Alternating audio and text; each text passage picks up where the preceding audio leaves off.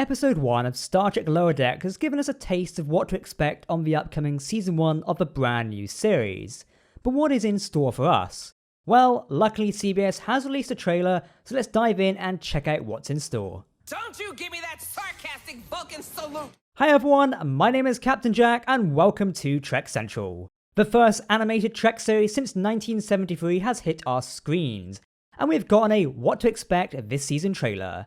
Filled with great and hilarious scenes, we thought we'd take a look and break it down for you at home.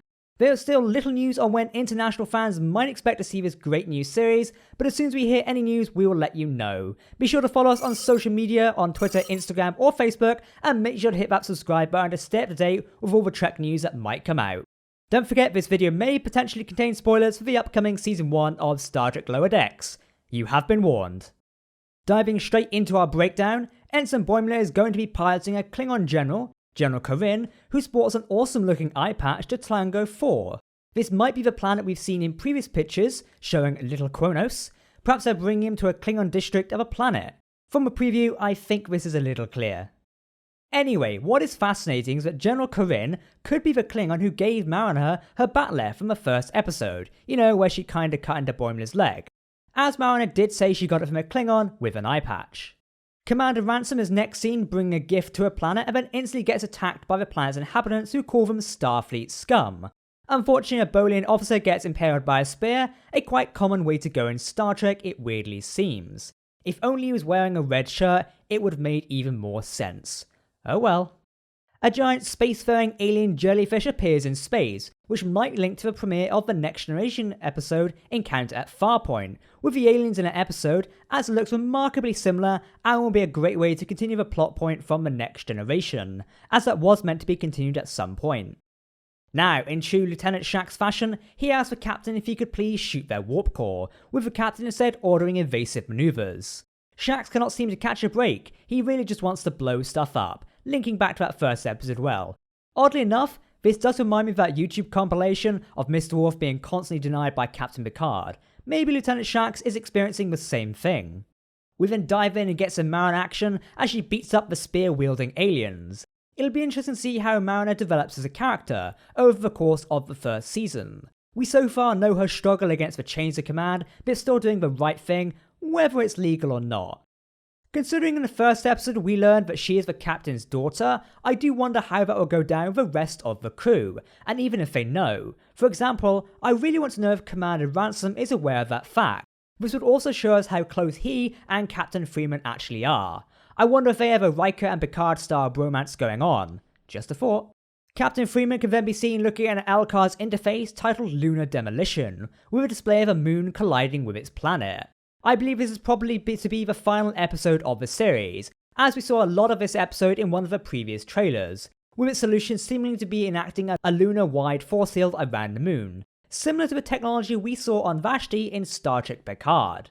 Ensign Tendi seems to be swimming through some sort of underwater place with a bright flowing orb of some kind, which could be linked to a later scene in which we see Mariner falling or submerging into water filled with eels. Not my cup of tea. Mariner and Boimler, with Boimler in Starfleet dress uniform, lose their shuttle, perhaps to the Klingon general, as if this scene may be linked. With the Klingon architecture in the background, it would suggest so. The shuttle collides with some nearby ships, either suggesting this Klingon is a really bad pilot, or perhaps he's drunk too much blood wine on the trip over. Ensign Rutherford and Tendi are then seen in EVA suits, jumping between space in debris with a trick to move through space being to float, then magnet, with Tendi shouting, "What if I forget to magnet?" Now the fact they're talking about this in a Cerritos bar over a taco bowl could suggest this might be a training exercise of some kind and not a life or death situation where they might have to go outside the ship. It's possible this takes place inside the holodeck. As seen in the previous trailer for Lower Decks, one of Ensign Mariner's jobs is to lubricate the turbolifts, which does sound like a horrible job. The Men at Work sign instead says Ensign at Work, as Shaxs doesn't care and decides to use the turbolift anyway. Our good friend E.C. Henry did a video on the speed of a turbolift in the Star Trek 2009 movie, being around 70 meters per second. So it's a good thing Shaxs only seems to go up one floor, otherwise Mariner would be dead for certain. Now the next scene is my favourite, as a glowing Boimler, Tendi and for some reason a dog come face to face with a familiar species. If you don't know this species, I wouldn't blame you, as they originate in the original animated Trek series back in 1973, Star Trek the Animated Series. We finally have a return of the Endosians, of which Lieutenant Eriks is one, who served on Kirk's Enterprise during its 5th year of its 5-year exploration mission. The Endosians are personally one of my favourite species, and it's understandable why they've only appeared in animated or comic form, due to their 3 legs and arms being difficult to achieve realistically in live action. Though with modern CGI standards, I would love to see them attempt this. Ensign Mariner is also seen in a brand new EVA suit with 2 Federation ships seen in the background. One of them looks to be a small yet wide shuttle or maneuverable cargo container, while the other in the background looks like a really cool new class of ship, almost like a Nebula-class starship with elongated struts connecting to its nacelles.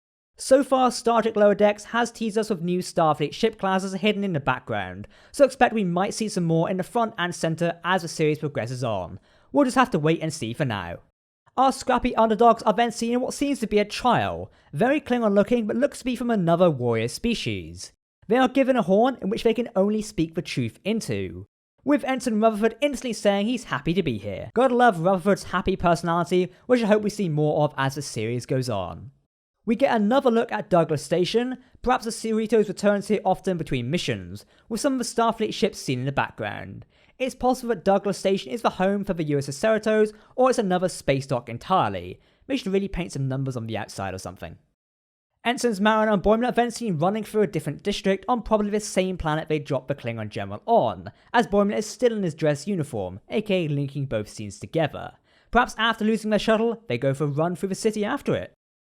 Now we do bump into a large blue alien, possibly having knocked over his garg on the floor, a Klingon delicacy of live wriggling worms. This could be a Klingon district, as Klingon disruptors and armour is seen in the background. The word Nuhumi is written on a sign above them, which in Klingon says weapons. Boy, I really need to work on my Klingon pronunciations and translations. Anyway, moving on. Someone in EVA is then seen jumping onto one of the Starfleet ships we previously saw, the wide container ship. Possibly it's either Ensign Rutherford or Ensign Tendi, given the earlier conversation about floating and then magneting to whatever you land on. Tendi and Rutherford are then seen covered in cloaks as they run through a city. This could be the same city we see Mariner and Boimler run through, or a totally different one. It's kinda hard to link both these scenes, so I'm gonna say it might be a different one. Then a scene which might be the most mysterious, an explosion happens in a coral-filled room next to some weird warp core looking device. This could be linked in an earlier scene with Tendi swinging through coral with a glowing orb. Whatever it might be, we see Tendi and an engineering officer as an explosion happens which sends the two flying.